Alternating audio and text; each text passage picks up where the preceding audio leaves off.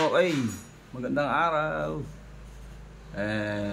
Simulan ulit natin ang ating season 2 na pagtetest ng langis via friction test. So, merong pinadala sa atin si Window Shop WMC 1040 synthetic scooter engine oil. So, ito yung una nating susubukan. Tingnan natin kung ano mangyayari. So, iba na yung machine na gamit natin. Unahin ko na kayo. Yung plate natin is magaan ngayon. Ha? Bali, ano lang to?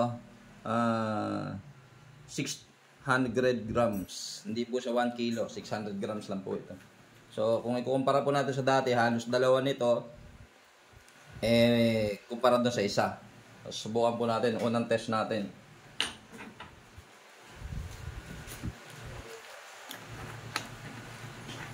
Sealed.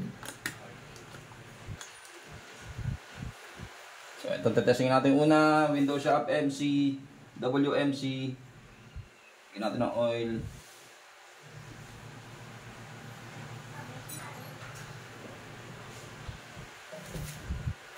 Tingnan natin kung ano mangyayari.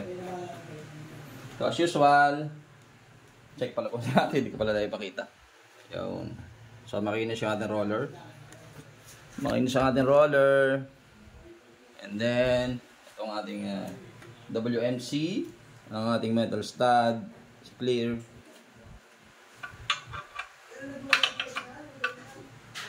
So, ang gamit po natin ngayon, digital na. No?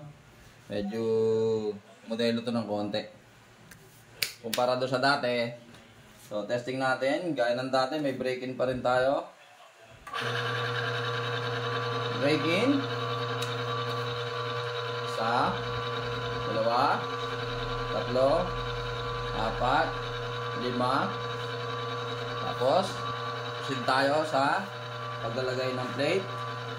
Unang first plate natin ay ito, 600 grams.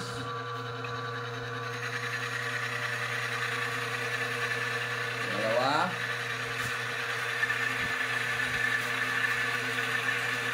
Pangatlo. Apat.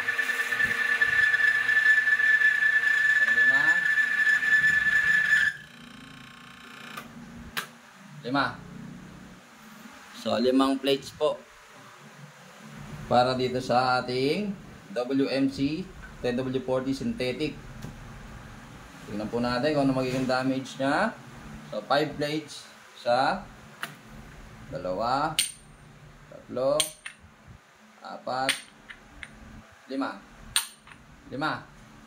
para kay WMC. Anong damage? Ayun, medyo malaki.